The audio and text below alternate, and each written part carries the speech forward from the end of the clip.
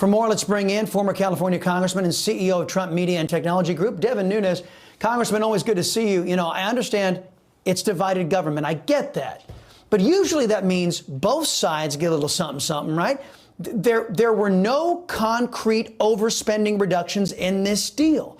What did conservatives get out of this?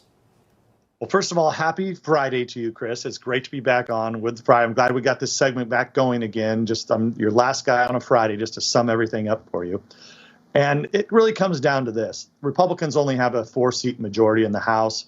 I've been there. These are tough situations. This is never a good outcome for conservatives with that small of a majority because everyone gets so frustrated.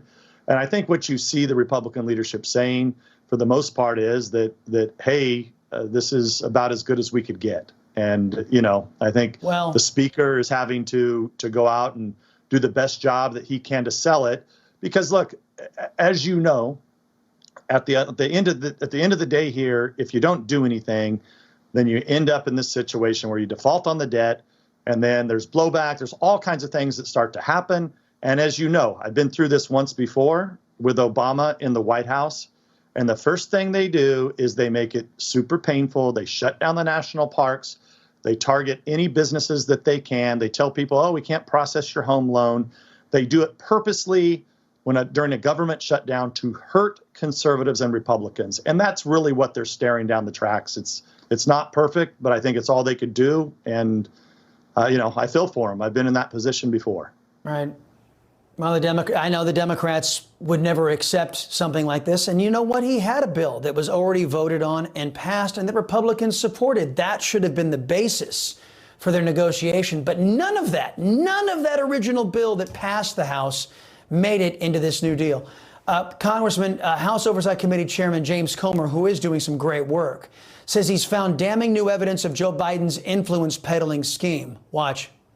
In the allegation. It was a country that we haven't discussed yet. So it's not Romania, it's not China, it's not Ukraine? It's not Romania, and it's not China. It is another country that we'll be discussing further. We're trying to track down some new bank account. But look at what we have, Rob. We have a president of the United States whose family, while he was vice president, created these shell companies. And I don't think a lot of the liberal elitists that are in the media now even know what a shell company is. That's true. So, Congressman, how troubled are you that FBI and DOJ appears to be running a protection racket for Democrats and secret police division for God-fearing pro-American conservatives? So the irony here, Chris, is that last night I actually followed up right after Comer made that bombshell statement. And I was like, whoa, that's a big deal. What did he just say? $5 million from a country that we hadn't heard of. And then I love how Rob Schmidt last night was saying, was it China? Was it Romania? I guess if he would have kept going, he finally would have got the country. But I think what I heard Comer say last night, and this would be critically important if it's true, does he have the bank records already that he knows that transaction took place? And now he's got the fact, supposedly in this document, that the FBI and the DOJ knew about it from a very credible source, no less. And remember the spin that the fake news media was putting on this yesterday? Oh, this is Russian disinfo. This is Rudy Giuliani, leaks from 75 sources that are familiar with the matter to CNN. The same old trick, same old playbook. But it seems to me like this is going to make Wray, the FBI, and the DOJ, if they could look any worse, this is going to make them look worse. I don't know what country this is that they're talking about, but $5 million from a country that we haven't heard about yet would be breaking news, no question. Well, yes, and of course, ABC, NBC, CBS, CNN, and MSNBS would work on burying that news.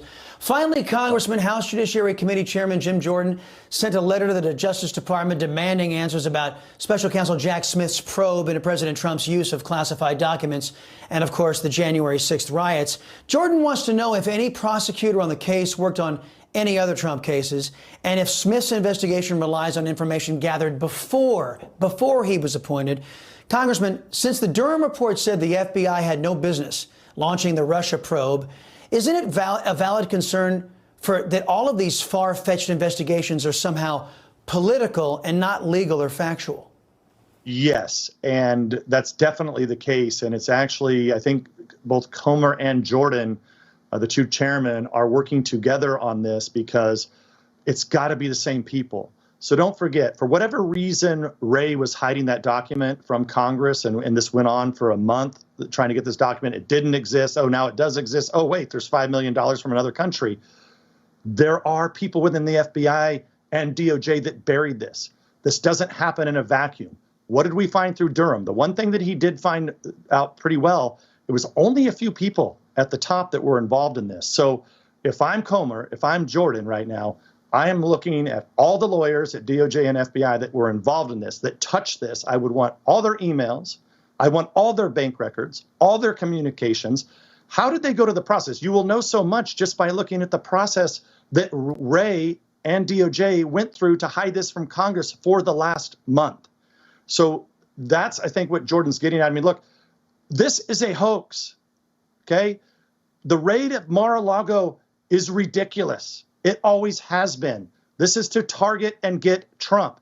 And I guarantee you, when you peel this back, it will be the same corrupt, well, it's a family-friendly audience here, so I won't say what I want to say. I know exactly. Even though it's a Friday. Hey, look, and you and I both know, Congressman, and this is why this is why all hands are on deck to make sure he doesn't get back into the Oval Office, because all of them are working for self-preservation at this point. They all know that they broke the law, that they broke the American people's trust, and they're willing to do anything and everything. Just like Hunter Biden, he's become a Second Amendment advocate to stay out of jail and stay out of trouble. So, Devin Nunes, thank you, man. I appreciate the time and the visit on a Friday. It's good to get back on track. We'll talk to you next week.